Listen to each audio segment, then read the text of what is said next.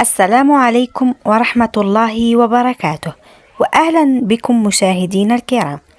ضجت مواقع التواصل الاجتماعي في الجزائر خلال الساعات الأخيرة بخبر أثار جدلا واسعا بين المتابعين بعد انتشار مقطع مصور لمؤثرة جزائرية معروفة يتابعها عدد كبير من الجزائريين وتنحدر من ولاية بسكرة. المقطع الذي جمعها بشاب سوري زائر للجزائر تم تداوله بشكل كبير على مختلف المنصات، وأثار موجة من ردود الفعل المتباينة. فبين من اعتبر أن ما حدث لا يستحق كل هذا التهويل، ومن رأى أنه يطرح تساؤلات حول حدود الحرية الشخصية والمسؤولية الاجتماعية لصانع المحتوى في الجزائر.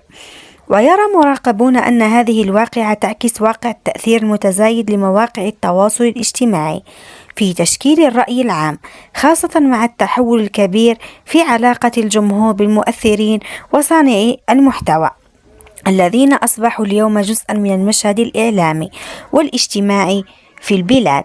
وفي خضم هذا الجدل دعا كثيرون إلى ضرورة التعامل بعقلانية وتوازن، والابتعاد عن حملات التنمر أو الإساءة، والتركيز بدلا من ذلك على نشر ثقافة النقد البناء والوعي الرقمي لضمان بيئة رقمية أكثر نضجا واحتراما للقيم والأخلاق العامة.